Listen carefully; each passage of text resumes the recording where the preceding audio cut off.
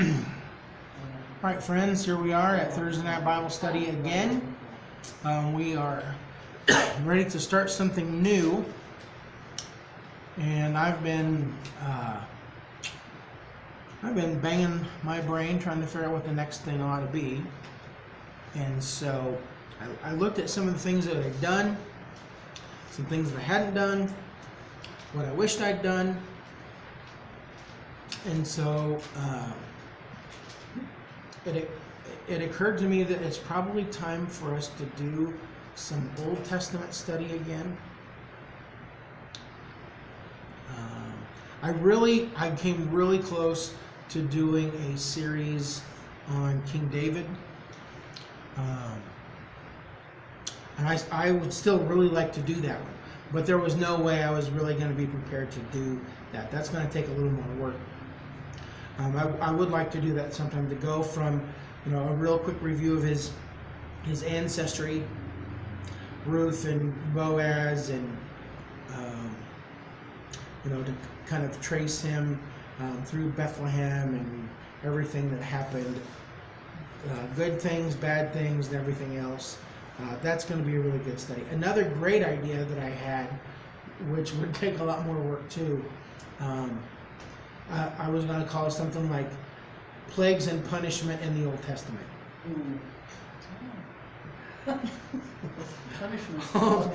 all the bad things that ever happened to anybody in the Old Testament because of their disobedience and rebellion. So I've tucked that one away for future reference as well. Some summer when I got nothing else to do, I'll write that study, and that'll be fun. So, but we're going to look at the book of Ecclesiastes. I did teach through Ecclesiastes 7 or 8 years ago, and I think it was just men at that point. I'm not positive. So anyway, I decided we'd go back through that. It kind of seems like maybe it could be helpful for us to take a look at it. I don't know if you know much about Ecclesiastes, but you will when we're done, at least enough to be dangerous. So, Ecclesiastes is in the wisdom literature or poetry section of the Old Testament. So, I can't believe those turkeys have not left me a single marker. Austin, you little rat. Okay, so the Old Testament is set up like this. It's 512, 512. So you've got 5 books of Moses, or the Torah, or the Pentateuch, another name for those first 5 books. It tells us about the beginning, it tells us about the creation of God's people, Israel. Then there are 12 books of history. Joshua, Judges, Ruth, 1st and 2nd Samuel, 1st and 2nd Kings, Ezra, Nehemiah, and Esther. Those are all like from, it really picks up sort of at the end of Moses' life with Joshua, and it goes all the way through the time of the kings, through the time of exile to the north and captivity in the south. So 12 books of history. Then there's 5 books of, and it's called different things, either wisdom, literature, or poetry. Seems like there's another name for it, but this is what I usually land on. So you've got Job, Psalms, Proverbs, Ecclesiastes, Song of Songs. Psalms and Proverbs, Psalms are poems and prayers set to music by David and many others. Proverbs is collected by King Solomon for the benefit of his children and the children of Israel. Then there are 5 major prophets, and that's because they're bigger books. They're not better or more important than the last 12, which are minor prophets. That has nothing to do with the value of the message that they brought from God. It doesn't have anything to do with how big they were as human beings or how much they were paid. This isn't like the big leagues, and this is the farm team here. They're all prophets speaking for God. They're just bigger pieces, like Isaiah, which is 66 chapters long. Jeremiah, Lamentations, Ezekiel. I think Daniel is the last of the major prophets. And then everything else after that, all those little crazy names at the end of the Old Testament, that's the minor prophets, okay? So we're focusing here for probably the next 3 months. My guess is it'll probably take us all the way up until the Christmas season, which is not as far away as you think. Okay? So, don't say that. let's talk a little bit about the book of Ecclesiastes. In Hebrew, which I don't really have much working knowledge of, I know just really enough on how to understand what people say about it. But reading it, no, even on the alphabet, I got no clue. The word that is there, it's about the 4th or 5th word in chapter 1, verse 1. The words of the teacher. The word there, the name is Qoheleth. Qoheleth. I know, I should write that down.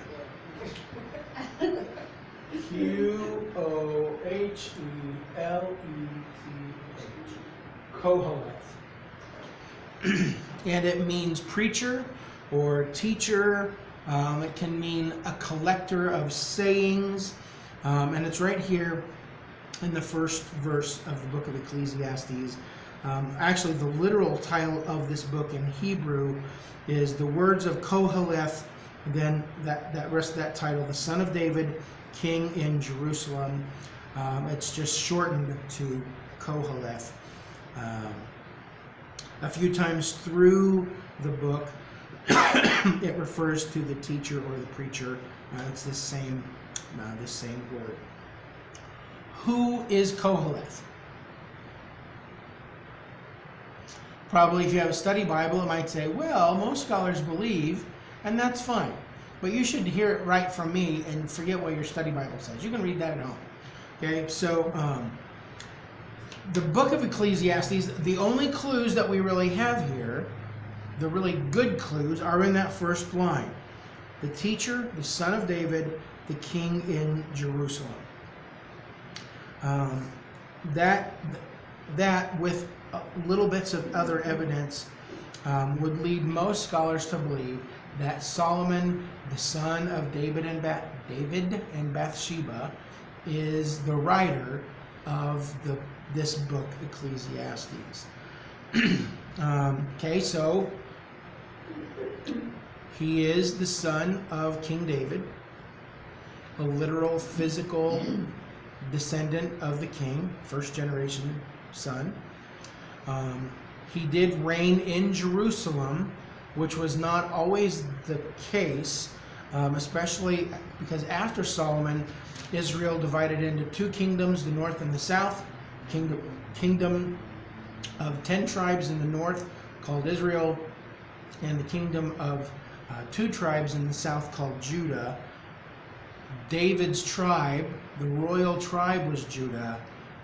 Jerusalem was the case there. So it kind of eliminates anybody who might possibly be king over Israel in the north.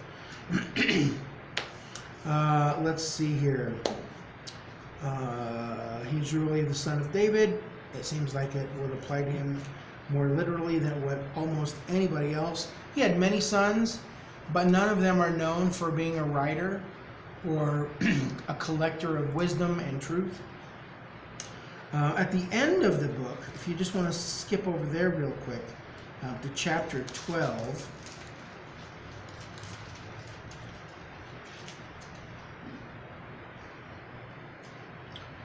Not only was the teacher wise, verse 9, chapter 12, verse 9. Not only was the teacher wise, but he also imparted knowledge to the people. He pondered and searched out and set in order many proverbs. We know, without a doubt, that Solomon was a writer and collector of lots of proverbs.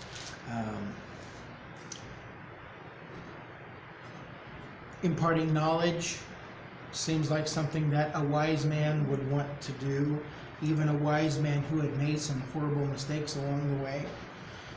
And we do know that it's true that Solomon started really well from his coronation as the king of Israel.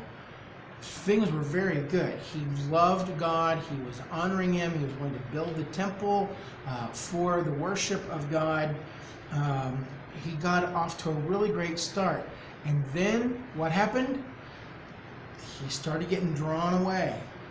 And I don't want to be a sexist jerk, but it was the very thing that God warned his people against that led King Solomon away. The wisest man who ever lived still got sucked in by beautiful women who were from different places who worshipped other gods. Like, oh baby, come here. And what do you believe? Oh, that sounds nice. And that was, I mean, there were how many wives and concubines? Do you know? Oh my gosh. The grand total is 1,000 women. That is a lot of influence. That's a lot of influence. Now, I'm not blaming all those women for it. I would if I was a sexist jerk, but I'm not, because I realized that Solomon was supposed to be the leader of God's people. He was supposed to remain faithful and stick to the truth, and he got led away. It was his, that's all on him. If anybody needs to be under the bus, it's not all these beautiful foreign women. It's dumb old Solomon himself.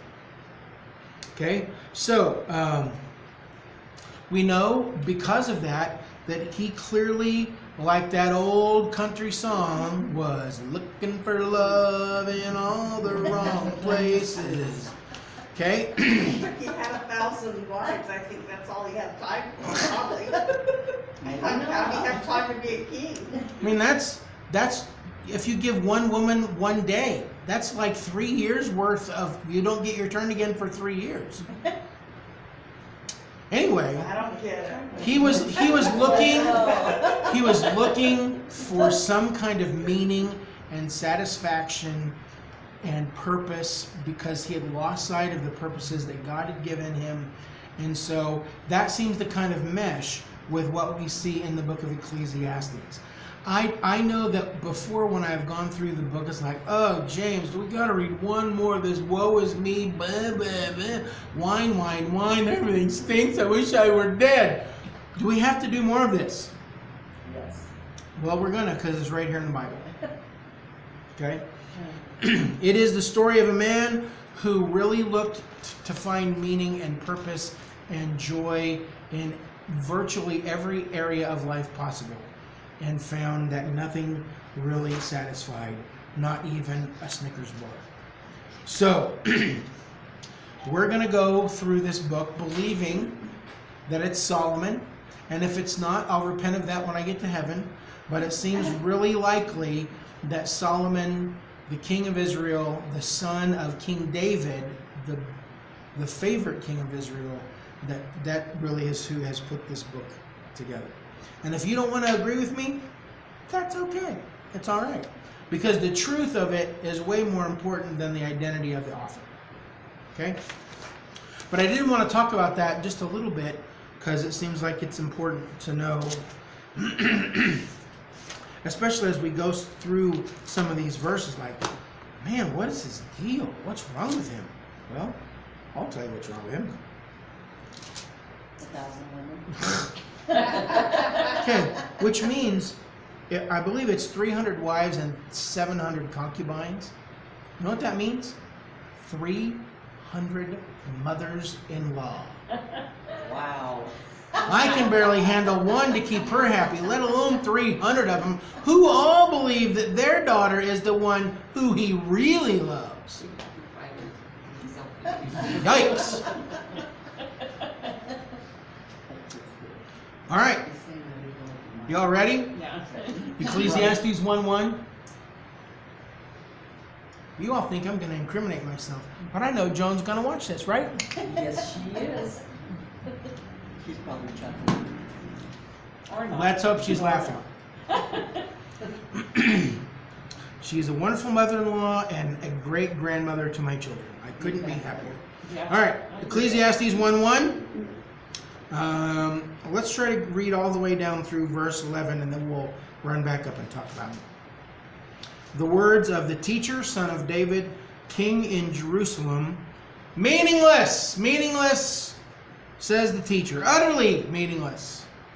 Everything is meaningless. What do people gain from all their labors, at which they toil under the sun? This is great for Labor Day week. Generations come and generations go, but the earth remains forever. The sun rises, sun sets, and hurries back to where it rises. The wind blows to the south, and it turns to the north. Round and round it goes, ever returning on its course. All streams flow into the sea, yet the sea is never full. To the place the streams come from, there they return again. All things are wearisome, more than one can say. The eye never has enough of seeing, nor the ear its fill of hearing. What has been, will be again. Is there, what has been done, will be done again.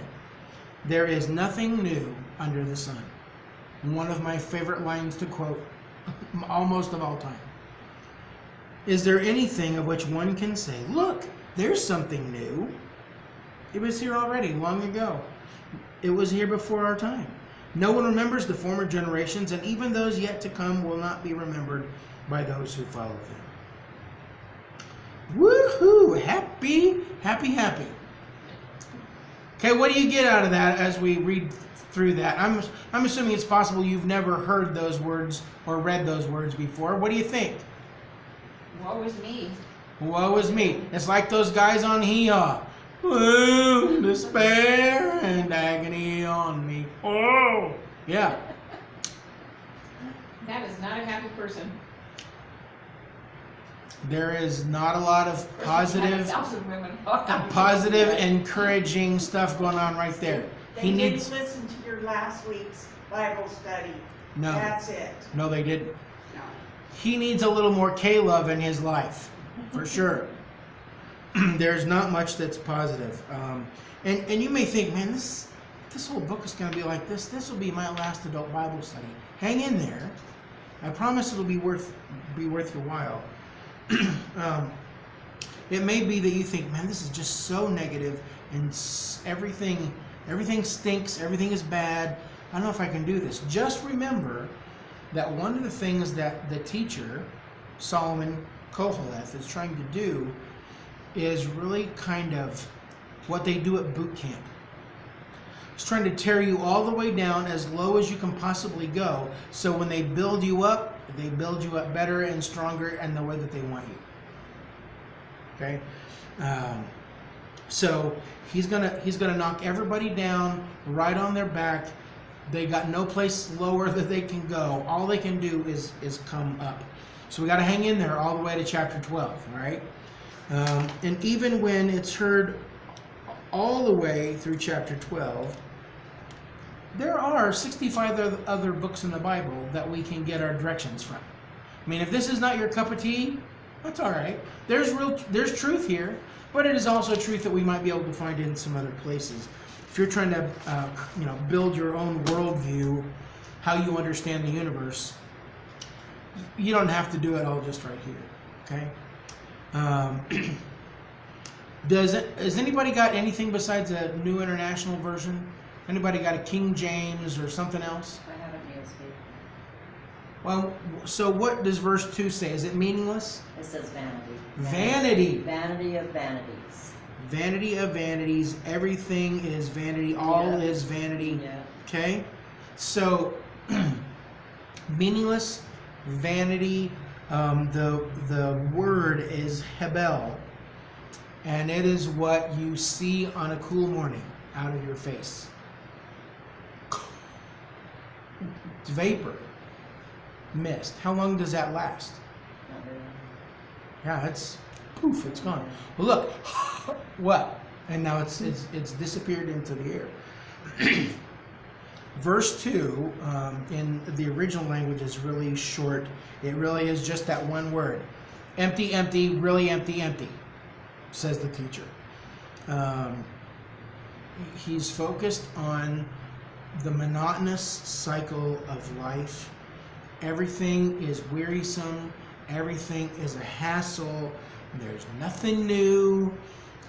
There is no sense in life. It's just a big cycle. What are some of the things that he talked about being a cycle? The sun.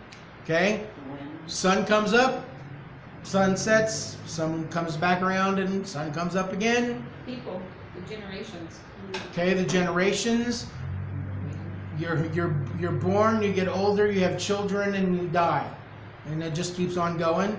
The wind, it starts out blowing this way, and the next thing you know, it's blowing back this way. The string. Okay, the water cycle. I think it's really incredible that, 1,000 years before Jesus, he had it figured out that that's how it works. That waters come from the streams and the rivers, and they flow down to the sea, and the sea never gets full, but somehow that water which flowed into the sea ends back up at the headwaters of the stream. He understands the water cycle. Well, he I made it. don't. Did he make it? Solomon? No, God. Well, God did, sure. But God is not using his pencil to make these notes. Oh, okay. He's just talking to Solomon. I thought you said he, and that's why. I He misunderstood. Qoheleth, the teacher. Okay? Okay. So there's, what does it say about your eyes and your ears? The eyes are not satisfied with seeing. Yeah. Filled with, nor is the ear filled with. Talk to AJ about TV. How long can you watch TV? Forever. Because it's never enough. Playing video games. Can I play for half an hour? Yes, you can. Well, I'm in the middle of a match. Can I finish? Well, you've been playing for an extra hour since you were told to get off. So, no. But he always wants, one bit more. Now, I might make reference to other things like donuts or bacon or cookies or, smooching my wife. There's never enough of that. It's always, one more hug, one more bite of dessert, one more. We want to see one more thing. Want to watch one more movie. Ooh, there have been 19 Marvel movies. I've loved all of them. I hope they make another one. That's crazy. Okay? The ear never hears too much. I mean, I listen to classical music in the radio in the car most of the time just to keep me calm in the school drop-off and pick-up lines. There's never enough music. Just I could use a little bit more Mozart, a little more Tchaikovsky, a little more something. Okay, so there really is this unending cycle of more and more and more. And typically, like when it comes to daily life, he says, that's all we do. We just go after more and more. Everything is meaningless. And so we're going to spend a few weeks or so talking about the various things that the teacher knows are empty. So we don't have to go after him. He's already rammed his head into the wall. We do not have to leave the same dent. That is one of the major truths of wisdom literature. Okay? Wisdom literature, the underlying principle of it is learn and live. The opposite of that is live and learn. Which is more painful? Having to ram your head into every wall on your own, to set your hair on fire on your own? Or can you go, I'm looking at Susan, I'm seeing what just happened to her. I don't think I want to do that. See, I have family members that are definitely in the live and learn camp by their own admission. One of them said to me, Jamie, you don't understand. I have to make my own mistakes. Why? 150 million people have done this thing that you want to do, and it's failed every single one of them. Why do you think you'll be different? I just have to do it my way. I just have to try. Like, okay, well, see you in the ER. That's crazy. Learning and living is so much better than living and learning. Sometimes it can't be helped that we live and learn. But by and large, especially when we come to wisdom literature like this, we can go, you know, Solomon had it all. He had money, he had power, he had the desire of, every desire was satisfied. And how did he feel about it? What a big goose egg. Okay? Learn and live. That's what we want to do in this study. Okay? All right, any more comments before I move on? We could almost, you know, stand and sing I Surrender All and pass the offering plate and be done, because that's almost good enough for a sermon. Almost. Isn't this like the thing where you tell your kids, don't do that, I did it, it's not going to work, and they have to do it anyway? Yeah, because they say, why are you telling me not to do it? You did it. Yeah. And you didn't learn anything. Yeah, I did learn some things. Like, Tried to tell you. you might not be here if I would have learned my lesson. Yeah. Yeah. Okay. Ecclesiastes 1:12. Now, in this study, it's not going to be like we did in Philippians. We probably won't get deep in the weeds on some of this stuff. You know, talking about what labor would have been like, and their understanding of the natural world, and you know, some of, you know, how many generations there had been. We're not gonna be looking at Ecclesiastes at that sort of scrutiny. What we want to find is what we can apply, how it can help us as we try to follow God. Okay? So, Ecclesiastes 1:12. I, the teacher, was king over Israel in Jerusalem. I applied my mind to study and explore by wisdom all that is done under the heavens. What a heavy burden God has laid on mankind. I have seen all the things that are done under the sun. All of them are meaningless, a chasing after the wind. What is crooked cannot be straightened. What is lacking cannot be counted. I said to myself, look, I have increased in wisdom more than anyone else, anyone who has ruled over Jerusalem before me. I have experienced much of wisdom and knowledge. Then I applied myself to the understanding of wisdom and also of madness and folly. But I learned that this too is a chasing after the wind. For with much wisdom comes much sorrow. The more knowledge, the more grief.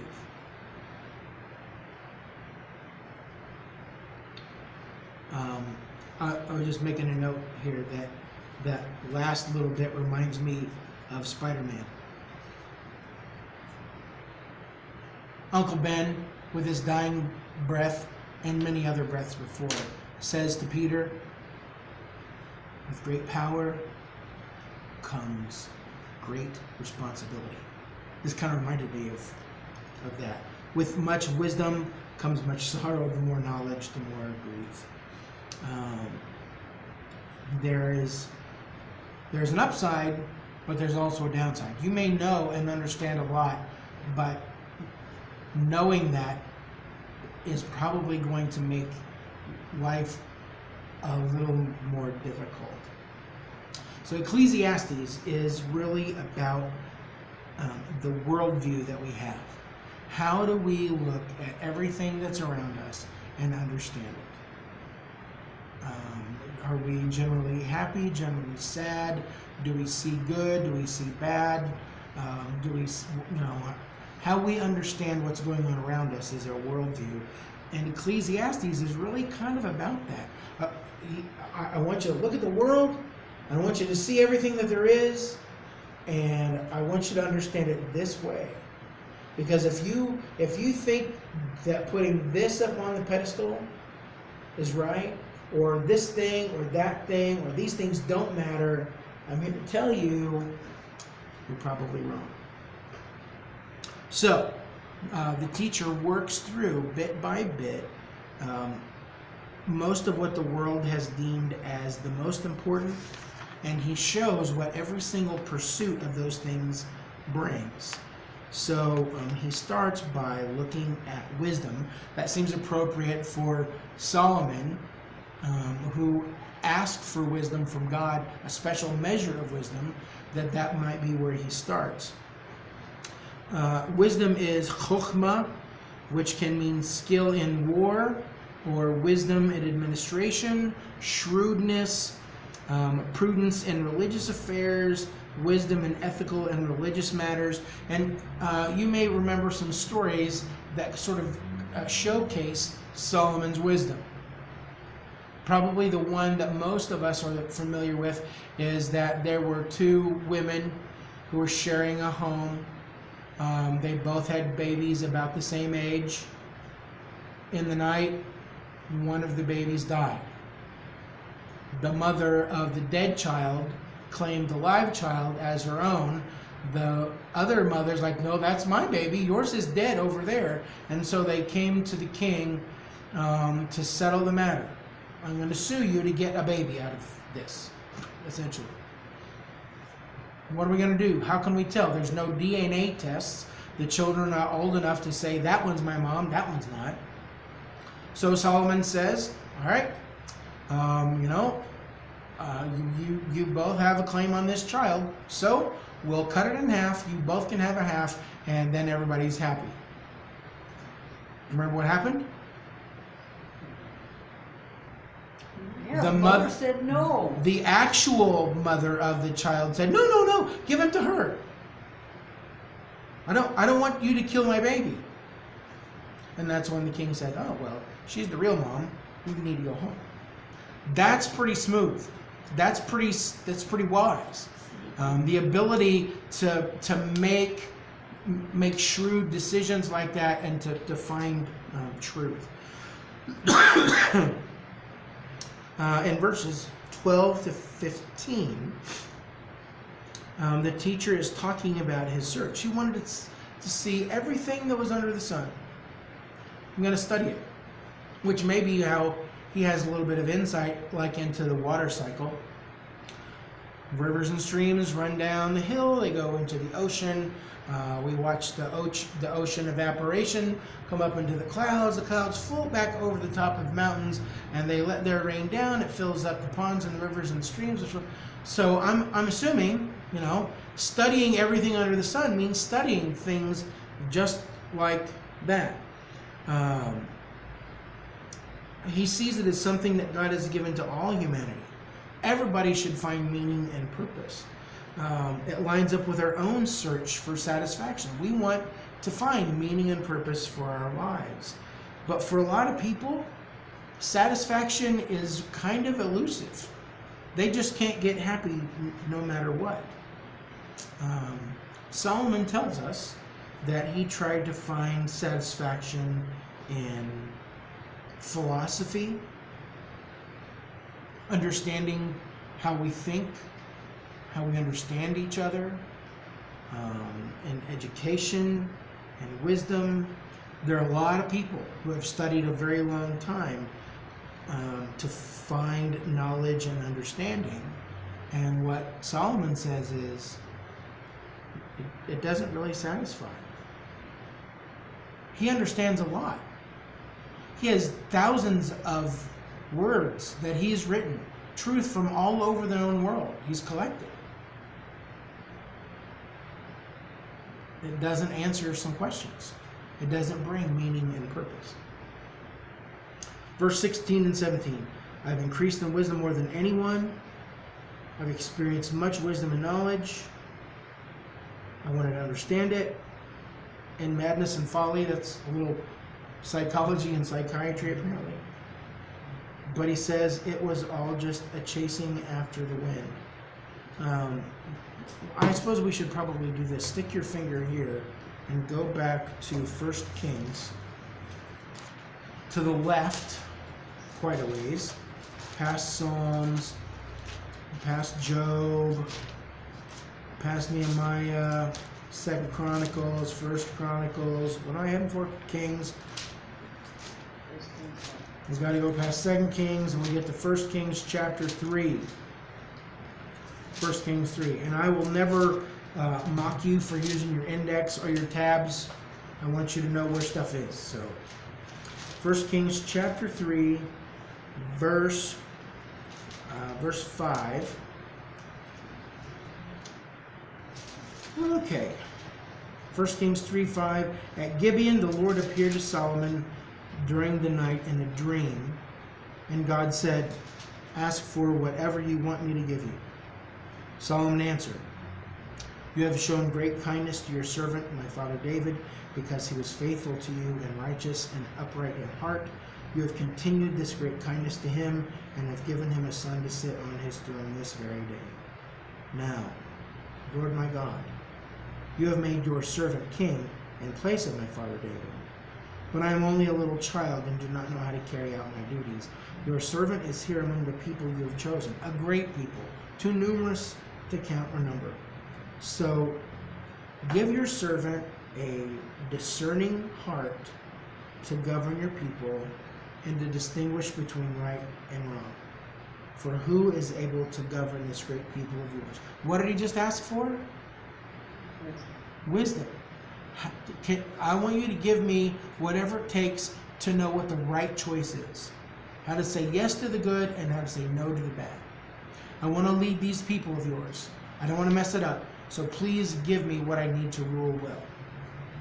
Verse 10, the Lord was pleased that Solomon had asked for this. I mean, he could ask for more money, more gold, more wives, more land, more music, more beauty. He could have asked for more of anything, and he chose wisdom. So God said to him, since you have asked for this and not for long life or wealth for yourself, nor have asked for the death of your enemies, but for discernment and administering justice, I will do what you have asked. I will give you a wise and discerning heart, so that there will never have been anyone like you, nor will there ever be. Moreover, I will give you what you have not asked for, both wealth and honor, so that in your lifetime you will have no equal among kings. And if you walk in obedience to me, and keep my decrees and commands as David your father did, I will give you a long life. Then Solomon awoke, and he realized it had been a dream. What's the condition? Obedience. Obedience. Don't do dumb stuff, and I'm going to give you a long, full, rich, wonderful life. Turn from me, not so much. Solomon received from the Lord much more wisdom than he already had. I think he was probably a fairly wise young man to start with. He was wise enough to ask for more wisdom. But he also got some other amazing gifts as well.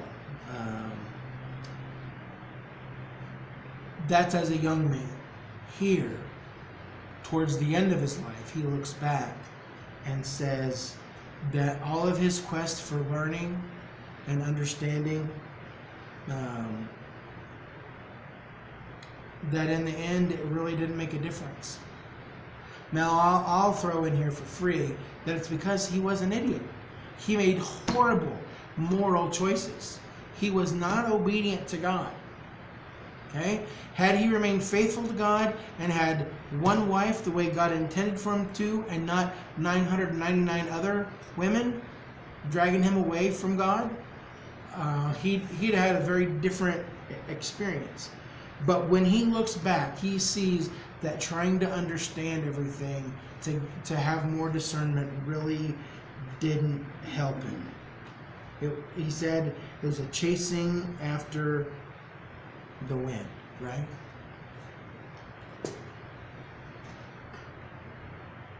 You ever grabbed a hold of the wind? No. Now, the nice thing here is we can see our wind because it's full of smoke and crud. we can almost grab a hold of it and take a chunk of it home. But in real life, it's impossible and pointless for us to try to chase it and put it into a jar and take it home. The last verse there, it's probably where we'll kick off things tonight, wrap things up. Verse 18, for with much wisdom comes much sorrow. The more knowledge, the more grief. You are all mature enough to remember that years ago on NBC, back when it was mostly just 3 networks, NBC had these little deals called The More You Know. There'd be this little star and a splash of things that would come on. The more you know, okay? The idea was that the more you knew about energy or recycling or racism or forgiveness, whatever the topic was, the more you know, the better off that you would be. The better lives we would have, the better people we would be. But that's not exactly what the teacher says here. They think the more you know, yay, the better off we'll all be. What he says is the more you know, the more crazy you are, the more disappointed you are. There's more sadness and pain. He talks about grief there, the last bit. The word grief there means anger, vexation, provocation, frustration, maybe physical and mental pain as well. I mean, you probably don't use this term very often, but I sometimes talk about, back when I was fat, dumb, and happy. When I was younger and didn't know so much, ignorance is bliss. You just kind of roll along and you do whatever you think the world does great. No but worries. The older you get and the more you understand, it's like, stop. The world, I want off. Get me out of here. It's full of crazy people who are mean and nasty to each other. The world is not made up of people who are innately good. They're innately jerks. Make the world go away. That's how I feel most of the time. Get me out of here. And that's exactly the song that the teacher is singing. The more I understand, the worse I hate it. It hurts to know more and more. The more you know, the more that you understand that you probably need to know more. Maybe you've been in a situation where the more understanding you had, the worse it got. As you pulled in more and more pieces of the puzzle, you just thought, oh, there's no way out of this. This is just getting worse and worse. Okay? That's where he is. There are a couple of places where this verse, this truth is written for us in the Bible. One of them is Psalm 111, verse 10.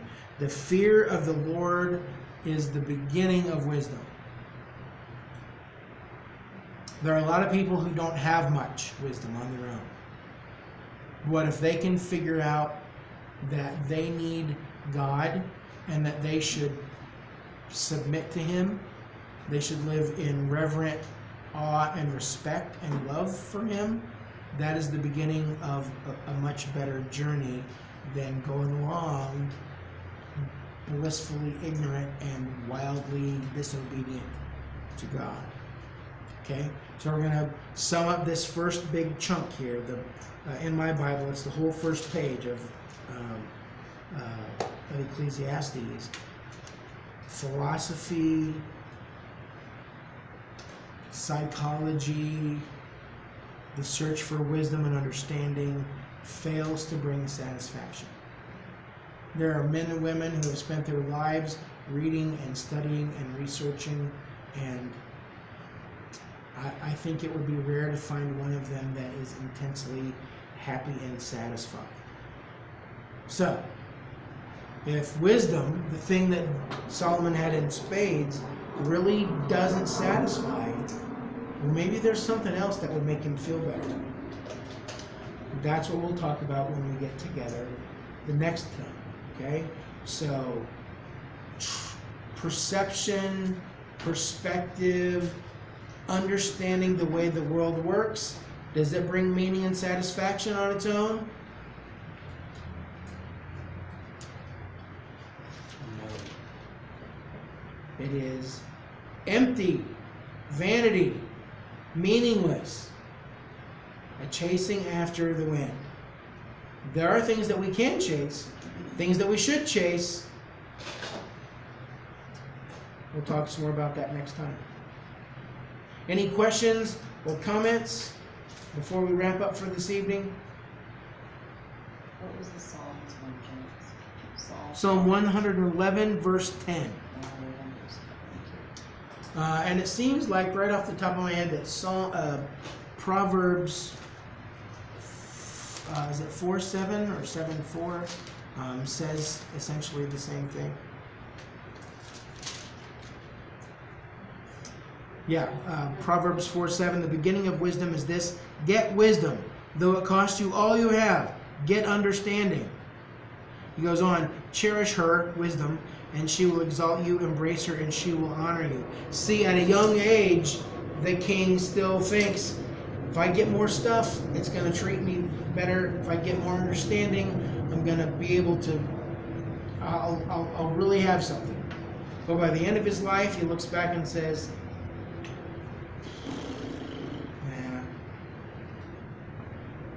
I didn't really find everything I was looking for there.